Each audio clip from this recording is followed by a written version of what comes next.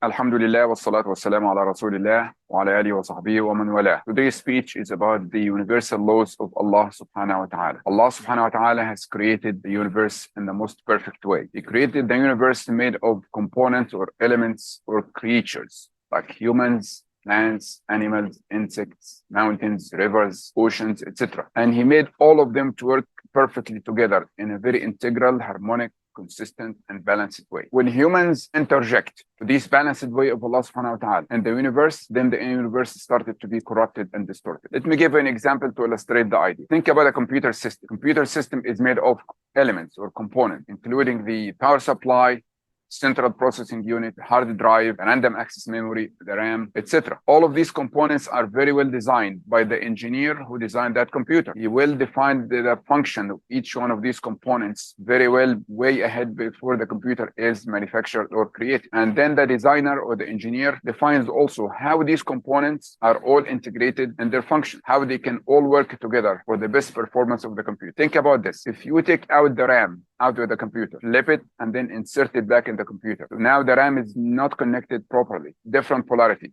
You think the computer will work this way? The answer is absolutely no. The computer will stop functioning because of the integral system between the elements are distorted. The same thing for the humans too. Take an example in Australia. In the 19th century, the people of Australia, they imported a large number of rabbits and they released them in the fields. The purpose of this is to have hunting sports. They wanted just to chase the rabbits and hunt them. But guess what? The rabbits multiplied so very much to the point that they destroyed the vegetation and caused a lot of soil erosion. In 1935, Australia also introduced the cane toads. Cane toads are like frogs. They introduced them to the habitat to eat the beetles, which were really threatening the cane crops in Australia. But guess what? The cane toad, they multiplied so very much and so fast to the point that became pests, and it was impossible really to control their numbers. So this introduction that really caused the confusion and destruction and distortion to the balanced way of Allah subhanahu wa ta'ala creation is causing Australia now $13.6 billion a year. Allah subhanahu wa ta'ala created everything, every creature with embedded CPU, central processing unit. It's called al-fitra, or the innate nature. Think about the baby. Allah subhanahu wa ta'ala spoke about this fitra in Surah Taha, ayah 50. Allah subhanahu wa ta'ala said, when Moses replied back to the Pharaoh, Pharaoh asked Moses, who is your Lord? Who is this Lord that you are calling? So Moses replied back to the Pharaoh, قال ربنا الذي أعطى كل شيء خلقه ثم هدى. Moses replied back to Allah subhanahu wa ta'ala that my Lord, my God, is the one who created everything and embedded in it its hidayah or guidance, and what is known in today's language as fitra or the innate nature. Think about the baby when they are born, for humans and animals. Who taught these babies how to suckle the teats of their mothers, how to feed on them? It's Allah subhanahu wa ta'ala, based on the innate. Think about the humans and their embedded innate nature that enable them to distinguish between the bad food and the good food for their health. Take an example. If you bring 1,000 human beings and you offer them pieces of rotten meats, you think they will take it? The answer is no. Their instincts, their innate nature will tell them immediately that this rotten meat is not good for them. At the same time, if you offer them good food like milk and nice vegetation and honey, they would love it. How would they know it's good for them? Because of the innate nature that Allah subhanahu wa ta'ala has embedded in them. Allah subhanahu wa ta'ala also has embedded in human being the desire and the attraction of the opposite sex. Allah subhanahu wa ta'ala said in Surah Al-Imran, ayah 14, زين للناس حب الشهوات من النساء والبنين والقناطير المقنطرة من الذهب والفضة والخيل المسومة والأنعام والحرث ذلك متاع الحياة الدنيا والله عنده حسن المآب. Indeed, Allah subhanahu wa ta'ala has created the desire between men and women in their innate nature, in their fitra. And also Allah-SWT has beautified in the innate nature in the hearts of the human being the love for the gold and silver and the beautiful horses, which may translate in today's language to luxurious cars. And Allah-SWT embedded in the hearts of the human being the love for the cattle and the crops and plants, which may translate in today's language to stocks and mutual funds. All of these are made beloved, or the human being are attracted to in their innate nature. Think about the human being, very common characteristic, which is really to have a pleasure by looking at beautiful flowers and roses. Take a look at the common nature of the human being of experiencing relief and pleasure by sitting on the ocean, looking at the water. All of the human being enjoy being on the shore. No distinction. Who embedded in them, who embedded in the human beings, the love and the relaxation by looking at these oceans? It's Allah-SWT. It's built in innate nature, fitra, in each one of them. Take a look at the smell and the sense. All the human beings agree that the smell of the flowers and the essential oils and beautiful scents, perfumes, colognes are really great. They all love it. Who built in them this taste of the perfumes and essential oils and colognes to be a source of pleasure for them?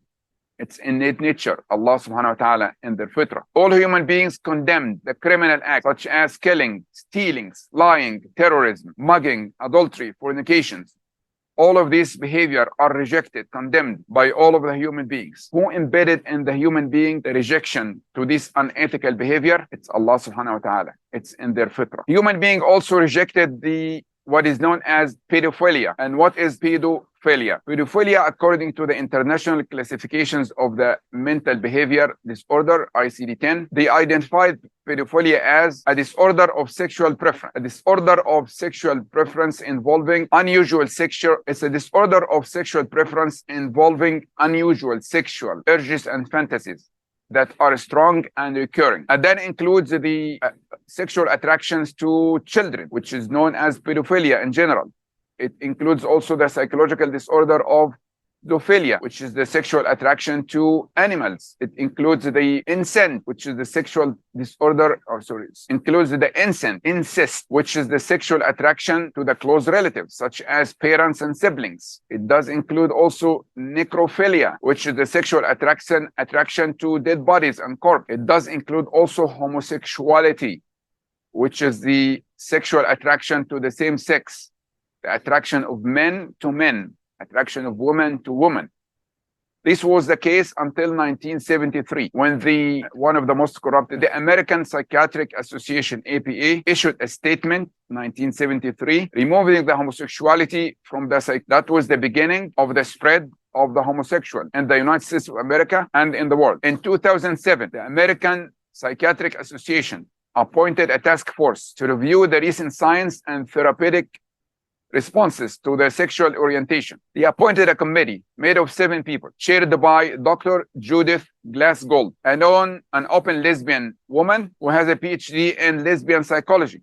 She sits on the board of the Journal of Gays and Lesbian Psychotherapy and is the past president of the American Psychiatric Association of Gay and Lesbian Division 44. The committee also include Lee Bickstead, PhD in psychology, public gay; Jack Drescher, PhD in psychology, public gay; Beverly Green, PhD in psychology, public lesbian; Robin Lynn Miller, PhD in psychology, public bisexual; Roger Worthington, PhD in psychology, public gay; Clinton W. Anderson, PhD in psychology, public gay.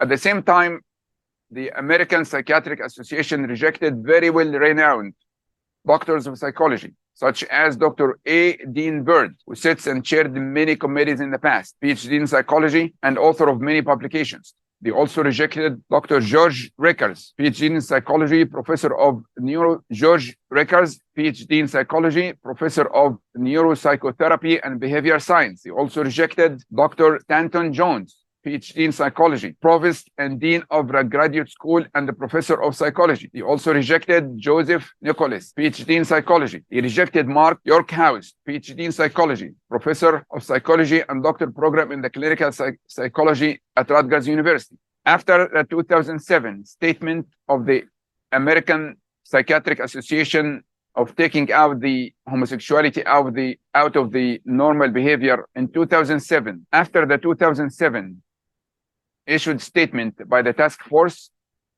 the homosexual started to spread. The homosexual movement started to spread so rapidly. So they formed a community called LG, lesbian and gays community.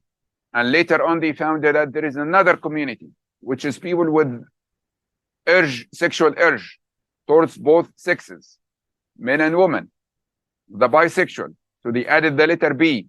The movement started to become LGB, lesbian, gay, and bisexual. After a little bit, they found that some people who are not happy with their sex, they wanted to change that.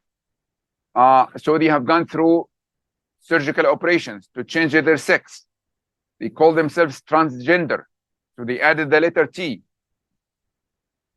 Later on, they found another people with severe psychological disorder. They are known as the queer.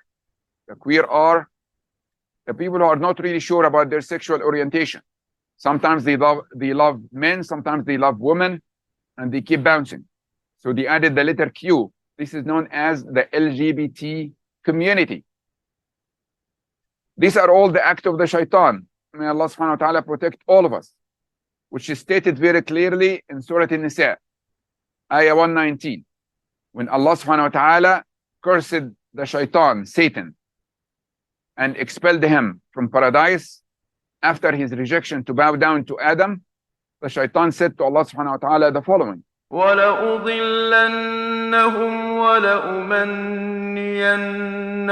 وَلَآمُرَنَّهُمْ فَلَيُبَتِّكُنَّ آذَانَ الْأَنْعَامِ وَلَآمُرَنَّهُمْ فَلَيُغَيِّرُنَّ خَلْقَ اللَّهِ وَمَنْ يَتَّخِذِ الشَّيْطَانَ وَلِيًّا مِّن دون الله فقد خسر خسرانا مبينا.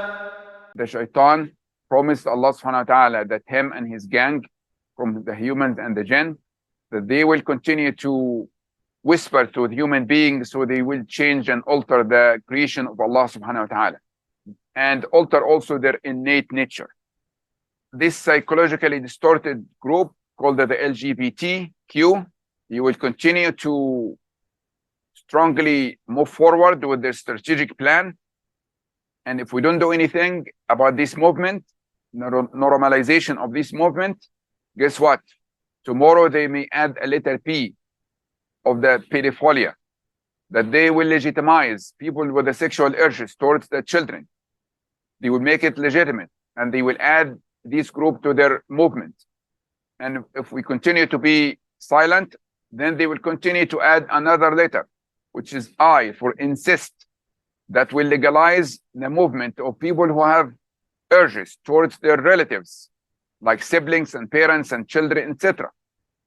And guess what? If we don't do anything, they will add the letter Z, people with the zoophilia, with the sexual urges towards animals.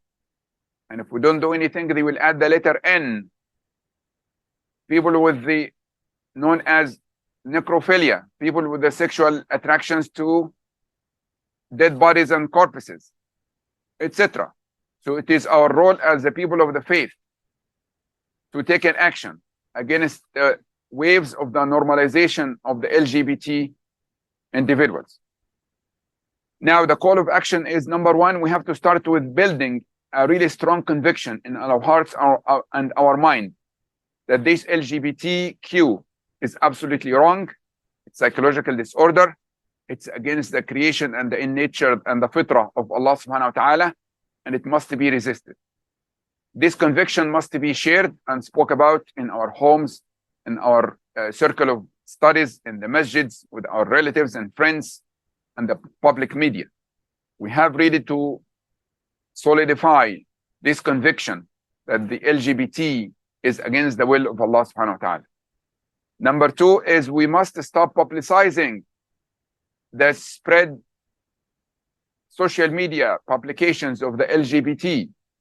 Many times we receive a video of these weird people doing a rally in the heart of Manhattan or Copenhagen or any other city because they look very weird. We just wanted to share this very, very weird behavior. So we go ahead and share it with our friends and family. By doing that, we are indeed publicizing the movement of the LGBT. Number three, we really must boycott any company, for-profit and non-profit organization that support the LGBT community, including the CVS, DoorDash, Lowe's, Lyft, PNC Bank, Yelp, and the famous English football team called the Arsenal, which has recently merged the Arsenal logo with the LGBT flag. We must really boycott them. Not only that, but we must also call their administration and inform them that among the people of the faith who are rejecting and objecting to the waves of the normalization of the LGBT, and you must stop supporting them. We must call all of the elected officials and tell them that this is wrong. It's against the will of Allah subhanahu wa ta'ala, and it is wrong, and they must really stop this normalization. That includes the mayors of the city, the councilmen, the board of education, the state and the federal congressmen. We must express our voice loud and clear.